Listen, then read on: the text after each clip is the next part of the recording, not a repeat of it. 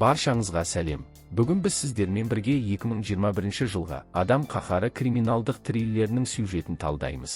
Өзінің 12 брондалған фургоны бар Fortica инкассаторлық компаниясы Лос-Анджелестегі ең ірі мекемелердің бірі. Күн сайын бұл инкассаторлық машиналар қолма-қол ақшалай $10 миллион тасымалдайды. Бірде қарулы қарақшылар тобы жолда Fortica фургонын бұғаттап, оны кәсіби құралмен бейне бір консерві құтысы сияқты ашып алады. Осыдан кейін қарақшылар жарық дыбыстық гранатаның көмегімен инкассаторларды машинадан сыртқа шығаруға мәжбүрлейді. Олар қос инкассаторды да дәл сол сияқты қылмыс орнында кездейсоқ болған жас жігітті де аяусыз атып тастайды. Осыдан кейін қылмыскерлер өз олжаларымен бірге белгісіз бағытқа қарай бой тасалайды. Бірнеше айдан кейін Forticaға инкассатор болып жұмысқа орналасу үшін үндемейтін тұйық британдық Патрик Хилл келеді. Оны компанияға ешқандай артық сұрақсыз қабылдайды. Өйткені оның Англиядағы қызметтік тізімі өте тамаша болып шығады. Жаңадан келген жігітке пулемет лақабаты бар тәжірибелі инкассатор әрі үлгілі отбасысы жетекші болып бекітіледі. Көптен бері істейтін ескі қызметкер Патрикке H деген жанама ат беріп, оған компанияда жұмыста қалу үшін ату, көлік жүргізу және дене шынықтыру дайындығы бойынша тесттерді ең құрығанда 70%-ға тапсыру керектігін түсіндіреді. H барлық сынақтардан әрең өтіп, дәл 70%-ды ғана бағындырады. Тесттерден кейін пулемет жаңадан келген жігітті болашақ әріптестерімен таныстырады. Олардың арасында тіпті Дана есімді бір қыз да болады. Менсінген Дейв үндемейтін британдықты келемеждей бастайды. Бірақ ол жігіт өткірде дөп айтылған сөзімен оның аузын тез арада жауып тастайды.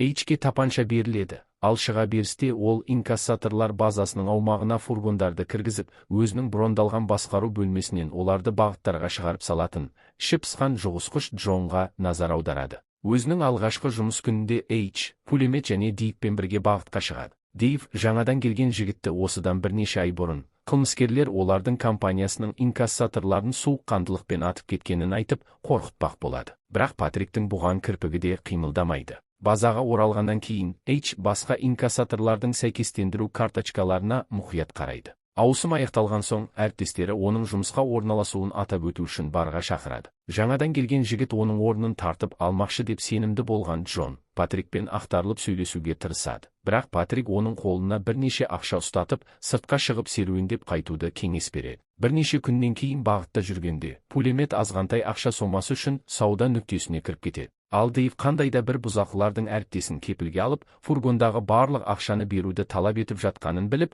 зәре құты қалмай шошып кетеді. Дейв бірден дүрбелеңге түсіп, әріптестерін дереу тастап, базаға қайту керек деп айғайлайды. H болса қорқақ серігіне байыппен үндемеуді бұйырып, істі өз қолына алады. Патрик қарақшыларға ақша салынған қаптарды беруге келіседі, және оларды қылмыскерлердің пикап көлігіне лақтыра бастайды. Осылайша ол байқаусызда, әдейі істегендей солардың бірін жерге түсіріп алады. Пулеметті қарудың ұшында ұстап тұрған бандиттің бір секундқа ойланып қалғанын пайдаланып, H дәл көздеген соққымен оның басынан атып өлтіреді. Содан кейін тағы екі бұзақыны атып тастайды. Қылмыскерлердің басшысы жақын маңдағы ғимаратқа тығылып, қашып құтылғысы келеді, бірақ Патрик оны тез арада қуып жетеді. Инкассаторлар мен куәгерді кім өлтірді деген сұраққа жауап ала алмаған соң, H соңғы зұлымның да көзін бірден жояды. Болған оқиғадан кейін Патрик ФБР агенттері тергеп, оның соңғы 10 жыл бойы өздері нәтижесіз іздеп жүрген қауіпті қылмыскер екенін тез арада анықтайды. Дегенмен агенттердің бастығы Кинг белгісіз себептермен қызметкерлерге бұл адамға тиіспеуді бұйырады. Бірнеше күннен кейін Патриктің үйіне Кристи келеді. Ол ер адамға инкассатор әріптестері туралы мәліметтер жазылған бірнеше папканы және кісі өліміне қатысты мәйітті ашу қорытындыларының есептерін табыс етеді. Содан кейін артық сөз айтпастан шығып кетеді. Келесі күні басшылық H-ке көрсеткен ерлігі үшін алғыс айтады.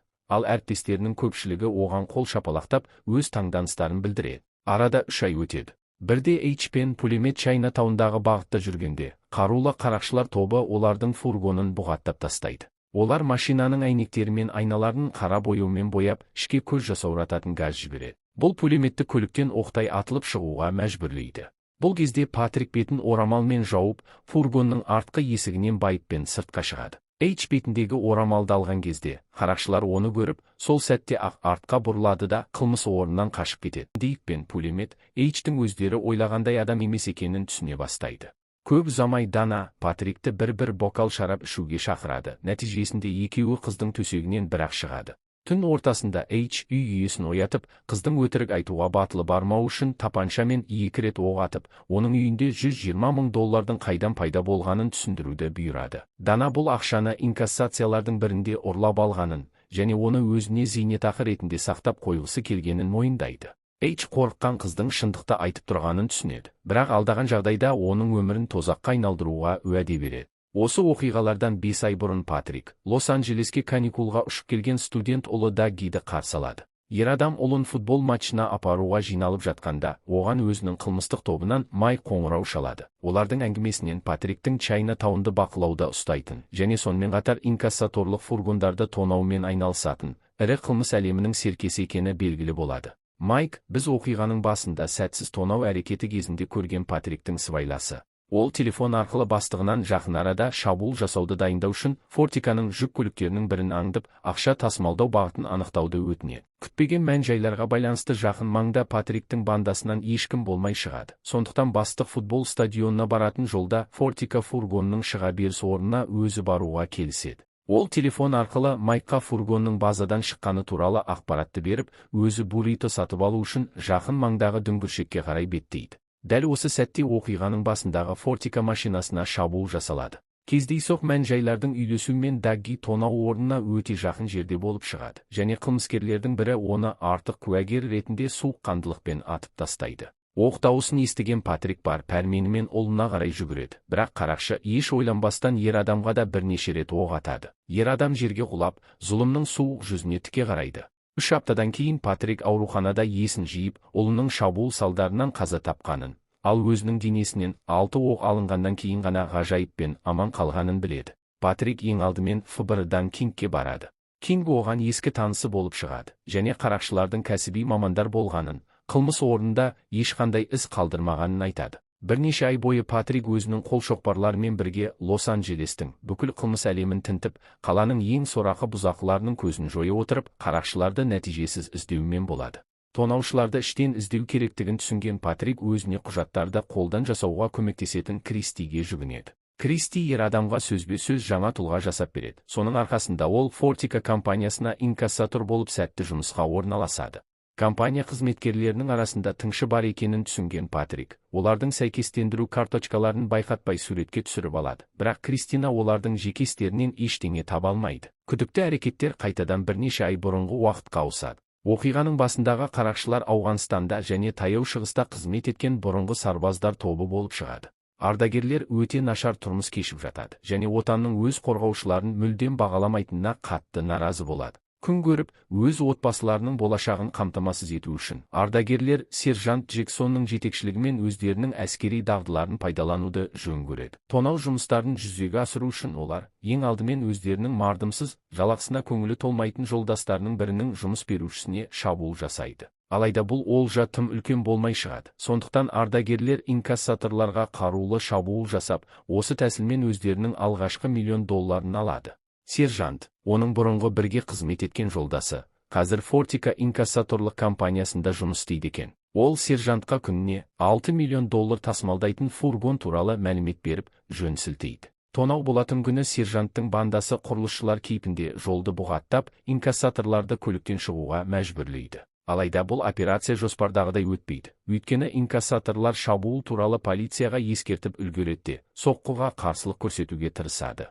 Дәл осы кезде қатыгез Джен еш ойланбастан Фортиканың қос қызметкерін де атып тастайды. Сержанттың қаруды тек аса қажетті жағдайда ғана қолдану керек деген талабына қарамастан, Джен мұнымен тоқтамайды. Ол маңайда кездейсоқ тап болған жас жігітті де суыққандылықпен өлтіреді. Содан кейін өзіне қарай тұра ұмтылған ер адамға 6 рет оқ жаудырады. Тек ғажайыптың күшімен ғана ол ер адам аман қалады. Оқиға желісі қайтадан қазіргі уақытқа ауысады. Сержанттың бұйрығын өрескел бұзғанына қарамастан, ардагерлер Дженді өз командасында қалдыруға келіседі. Джексон өз сарбаздарына тамаша жоспарланған жаңа тонау әрекетін таныстырады. Бұл қара жұма күні Фортика инкассаторлар базасына шабуыл жасау жоспары еді. Дәл сол сәтте базада шамамен $180 миллион ақша болуы тиіс болатын. Қаскөйлер бұл істің өте қауіпті екенін түсініп, тонау жоспарын ең ұсақ бөлшектеріне дейін мұқият өңдейді. Олар күн сайын бірнеше апта бойы жаттығады. Көптен күткен қара жұма да келіп жетеді.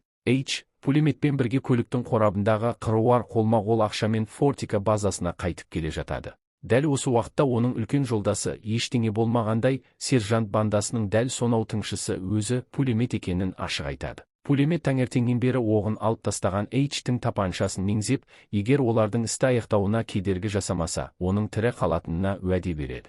Өйткені фургонның кабинасында міндетті түрде екінші адам отыруы керек. Себебі нұсқаулық бойынша кіреберіс қақпаны ашатын Джон, машинаның ішінде ең кемі 2 инкассатордың отырғанын көруі тиіс. Патрик бұған араласпауға келіседі, өйткені бүгін ол ақыр соңында өз ұлының өлтірушісімен бетпе-бет кездесетінін жақсы түсінеді. Осы уақытта Джексон сәнді пәтер жалдап, қымбат мотоцикл сатып алғаны үшін Дженді ұрсып жатады. Осының кесірінен олардың барлығы әшкереленіп қалуы мүмкін еді. Соған қарамастан, сержантқа бұл қыңыр жігітті маңызды іске бірге алуға тура келеді, өйткені олар үшін әрбір адам есепте болатын. Пулемет фургонды гаражға кіргізеді. Ол жерде оларды өте берік бронь мен бет әлпетті толық жауып тұратын, маска киген сыбайластары күтіп тұреді. Сержант H-тің қолын байлап тастайды. Бұл оның ешқандай ақымақтық жасамау үшін істелген еді. Содан кейін ол 3 сарбазымен бірге автомобильдің артына тығылады. Қарақшылар Фортика базасына оңай кіріп, сол сәтте ақ фургоннан секіріп түседі. Олар жақын маңдағы инкассаторларды тез арада залалсыздандырады. Қылмыскерлер кепілге алынған адамдарды қалқан етіп, бүкіл ғимаратты басқаратын бөлмеге қарай ұмтылады. Олар өздерін ішке кіргізуді талап етіп, қарсылық көрсеткен жағдайда адамдарды өлтіре бастайтындарын айтып қорқытады. Алайда Джон дабыл белгісін іске қосып үлгереді. Соның арқасында автоматтармен қаруланған күзетшілер тонау туралы біліп, бұзақыларға оқ жаудыра бастайды. Берік сауыттары қарақшыларды ажалдан сақтап қалады. Олар күзетшілерді бірінен соң бірін аяусыз өлтіреді. Тек бандиттердің біреуі ғана мойнынан ауыр жарақат алады. Қалғандары басқару бөлмесіне кіріп, полиция келгенге дейін өз сыбайластарының көлігін аумаққа кіргізіп үлгереді. Полицияның келуіне шамамен 8 минуттай уақыт қалғанда, қарақшылар асығыс түрде қаптарды қыруар ақшаға толтыра бастайды. Инкассаторлардың бірі қарақшылармен атысқа түседі, бірақ оны тез арада өлтіріп тастайды. Қолайлы сәтті пайдаланып, H қасында тұрған бандитке тап беріп, оны тұншықтырып өлтіреді.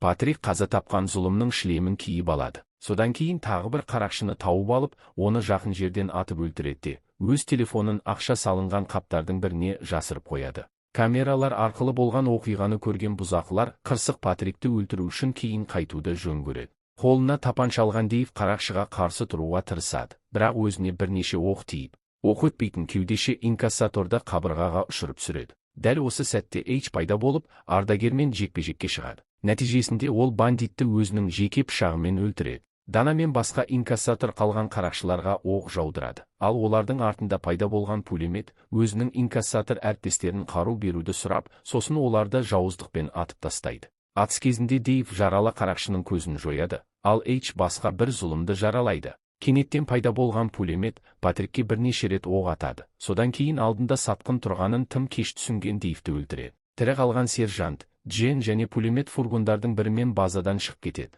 Ал жараланған H кісі өлтірушілердің артынан залана қарап қалады.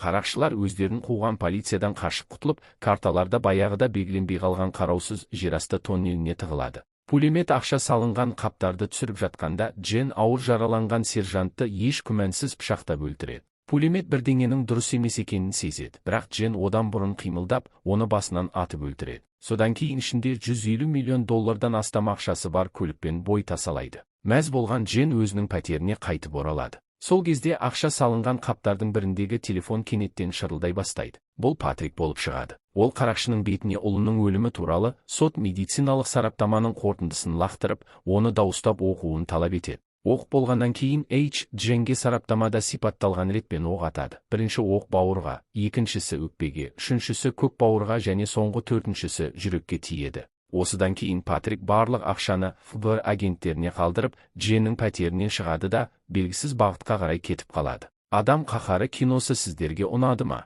Комментарийде бөлісіңіздер. Көргендеріңізге рахмет. Келесі кездескенше.